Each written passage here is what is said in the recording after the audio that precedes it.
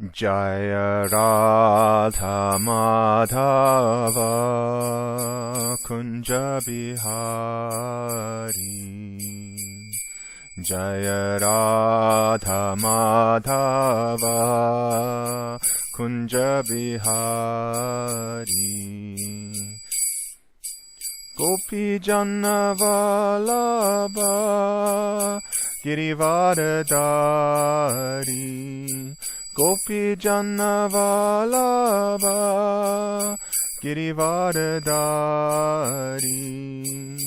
Yashodanandana Brija Jana Ranjana. Yashodanandana Brija Jana Ranjana. Jamuna Tira Vanachari. Jamuna Tira Vanachari.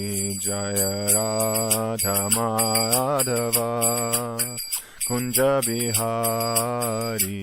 Jaya Radha Madhava Kunja Bihari. Gopi Janna Vallabha Girivardhari.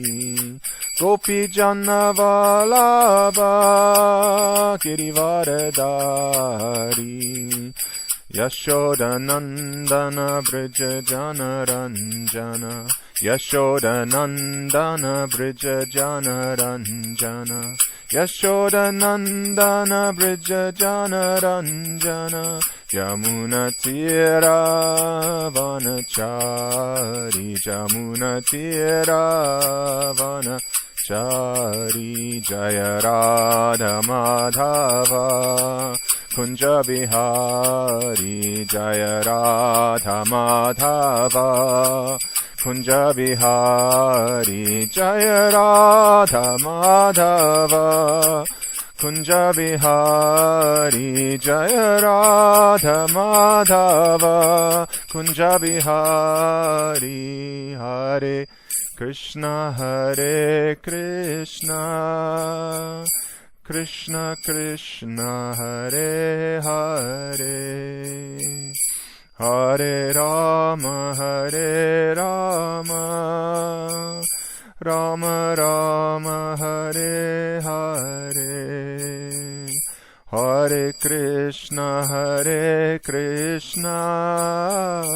Krishna Krishna Hare Hare. Hare Rama Rama Rama Hare Hare. Shri Vrindavan Bihari Lal Ki Jai. Jai Jai Shri Radhe. Jai Jai Shri Radhe. Jai Jai Shri Radhe Shyam. Om Ajnanatirandhasya Jnananjana Shalakaya Chakshurunmilitam Jena Tasmai Shri Gurave Namaha. Shri Chaitanya Manobishtam Stapitam Yena Bhutale Swayam Rupa Kadamayam Dadati Swapadantikam. Vanchakalpatarubhyascha kripa sindhubhyevacha patitanam pavanebhyo vaishnavebhyo namo namaha. Hare Krishna Krishna Krishna Hare Hare. Hare Rama Rama Rama Hare Hare. Nitai Gauranga. Welcome to humble attempt to speak something on the Bhagavad Gita.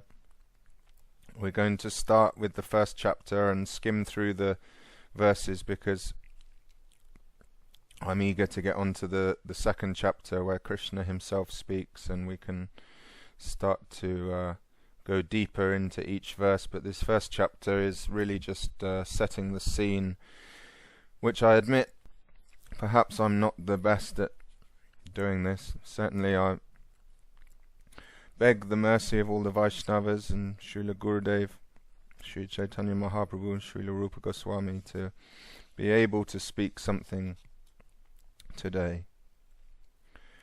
So the first chapter, chapter 1, observing the armies on the battlefield of Kurukshetra. Dhritarashtra uvacha Dharmakshetre Kurukshetre samaveta yuyutsavaha mamakaha pandavas chaiva kim akuravata Sanjaya. Dhritarashtra said, O Sanjaya, after my sons and the sons of Pandu assembled in the place of pilgrimage at Kurukshetra, desiring to fight, what did they do?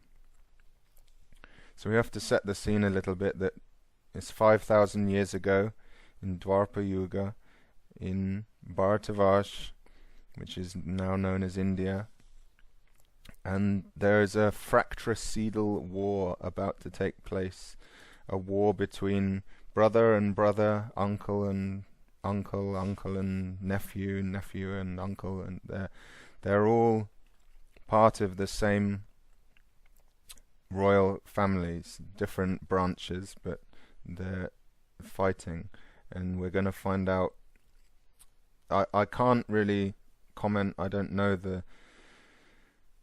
fluently the full details of why the battle arose. There's so many stories of the Mahabharata.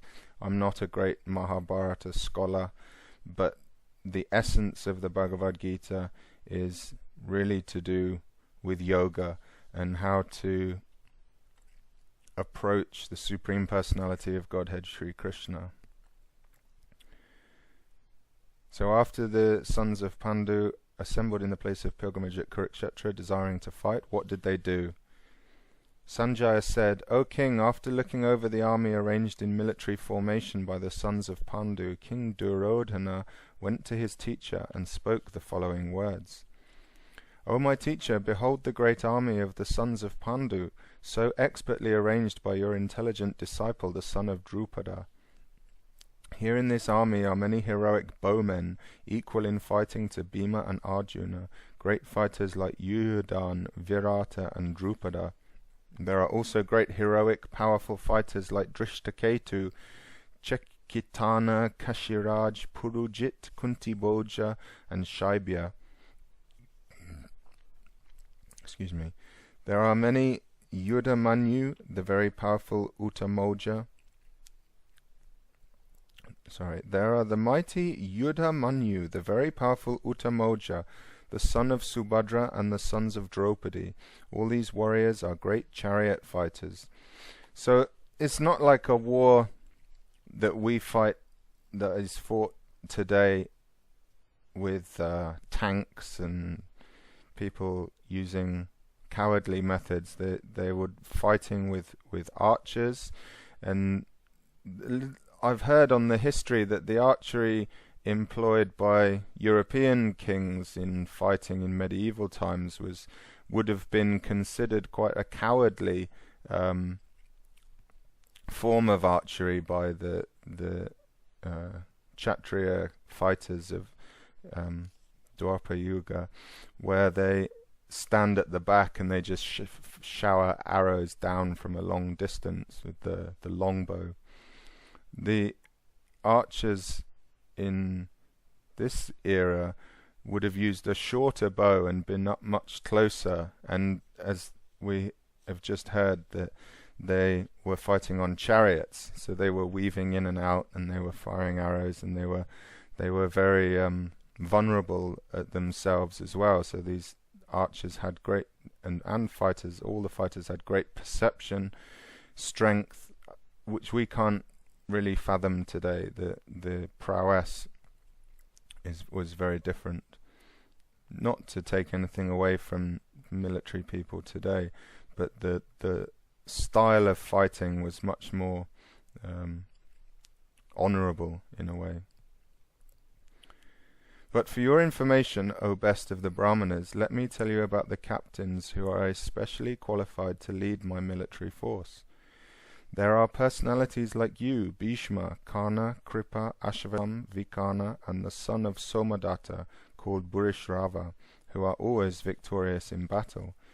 There are many other heroes who are prepared to lay down their lives for my sake.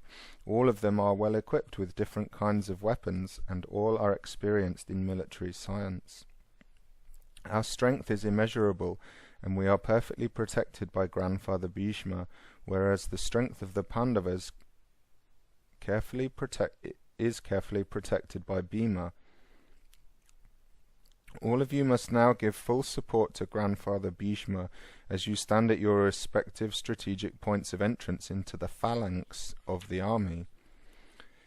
Then Bhishma, the great valiant grandsire of the Kuru dynasty, the grandfather of the fighters, blew his conch shell very loudly, making a sound like the roar of a lion, giving Duryodhana joy. After that, the conch shells, drums, bugles, trumpets, and horns were all suddenly sounded, and the combined sound was tumultuous. On the other side, both Lord Krishna and Arjuna, stationed on a great chariot drawn by white horses, sounded their transcendental conch shells. Lord Krishna blew his conch shell called Panchajanya. Arjuna blew his, the Devadatta, and Bhim, the voracious eater and performer of Herculean tasks, blew his terrific conch shell called Paundra. King Yudhishthir, the son of Kunti, blew his conch shell, the Ananta Vijay, and Nakula and Sahadev blew the Sugosha and Manipushpaka. That great archer, the king of Kashi, the great fighter Shikandi, Drishtadyumna, Virata, the unconquerable Satyaki, Drupada, the sons of Draupadi, and the others, O king, such as the mighty armed son of Subhadra, all blew their respective conch shells. At that time Arjuna, the son of Pandu, seated in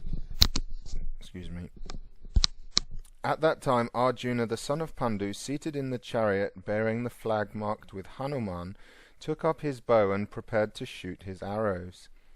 O king, after looking at the sons of Dhritarashtra drawn in military array, Arjuna then spoke to Lord Krishna these words.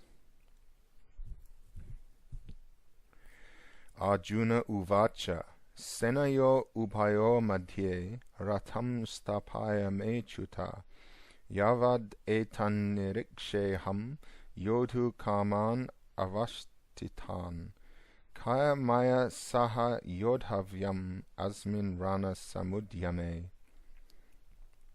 Arjuna said, O infallible one, please draw my chariot between the two armies so that I may see those present here who desire to fight, and with whom I must contend in this great trial of arms. Let me see those who have come here to fight, wishing to please the evil-minded son of Dhritarashtra. Sanjaya said, O descendant of Bharata, having thus been addressed by Arjuna, Lord Krishna drew up the fine chariot in the midst of the armies of both parties. In the presence of Bhishma, Drona, and all the other chieftains of the world, the Lord said, Just behold, Partha, all the Kurus assembled here. So that it's worth mentioning the Kuru is the dynasty. There's the Kauravas and the Pandavas, and the 5 brothers of the Pandavas are characters in the, or personalities in the Mahabharata. There Arjuna could see within the midst of the armies of both parties his fathers, grandfathers, teachers, maternal uncles, brothers, sons, grandsons, friends, and also his fathers-in-law and well-wishers. So Arjuna says here, his fathers, grandfathers, teachers, uncles, brothers, sons, grandsons, friends, and father-in-laws and well-wishers. So you can understand in a minute when Arjuna says that he doesn't want to fight in this war. Why? Because his so many close relatives and well-wishers and friends are arrayed on the battlefield. You can have some empathy with him. When the son of Kunti, Arjuna, saw all these different grades of friends and relatives, he became overwhelmed with compassion and spoke thus.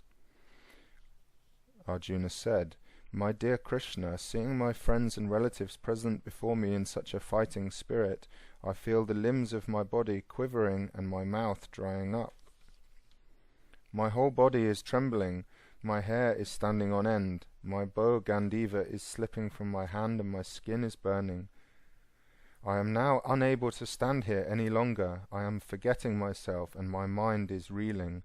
I see only causes of misfortune. O Krishna, killer of the Keshi demon, I do not see how any good can come from killing my own kinsman in this battle, nor can I, my dear Krishna, desire any subsequent victory, kingdom, or happiness. O Govinda, of what avail to us are a kingdom, happiness, or even life itself, when all those for whom we may desire them are now arrayed on this battlefield?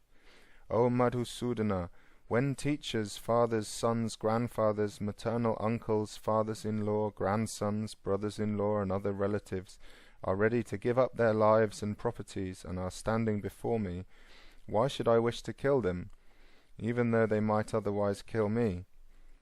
O maintainer of all living entities, I am not prepared to fight with them, even in exchange for the 3 worlds, let alone this earth. What pleasure will we derive from killing the sons of Dhritarashtra?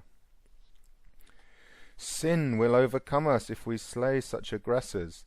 Therefore it is not proper for us to kill the sons of Dhritarashtra and our friends.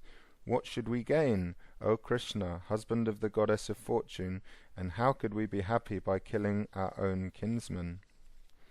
O Janardana, although these men, their hearts overtaken by greed, see no fault in killing one's family or quarrelling with friends, why should we, who can see the crime in destroying a family, engage in these acts of sin? With the destruction of dynasty, the eternal family tradition is vanquished, and thus the rest of the family becomes involved in irreligion.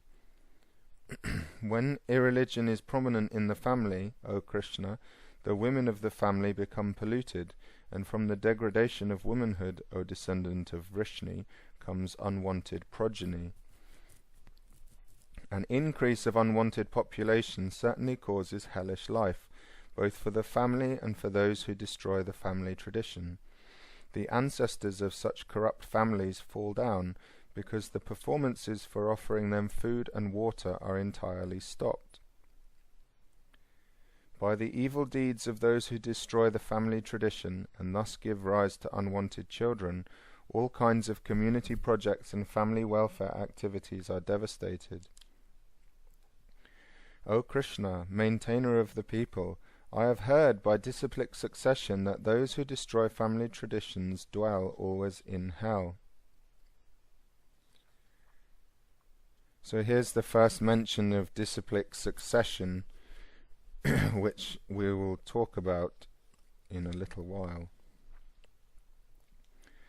Alas, how strange it is that we are preparing to commit greatly sinful acts, driven by the desire to enjoy royal happiness. We are intent on killing our kinsmen. Better for me if the sons of Dhritarashtra, weapons in hand, were to kill me, unarmed and unresisting on the battlefield. Sanjaya said, Arjuna, having thus spoken on the battlefield, cast aside his bow and arrows and sat down on the chariot, his mind overwhelmed with grief.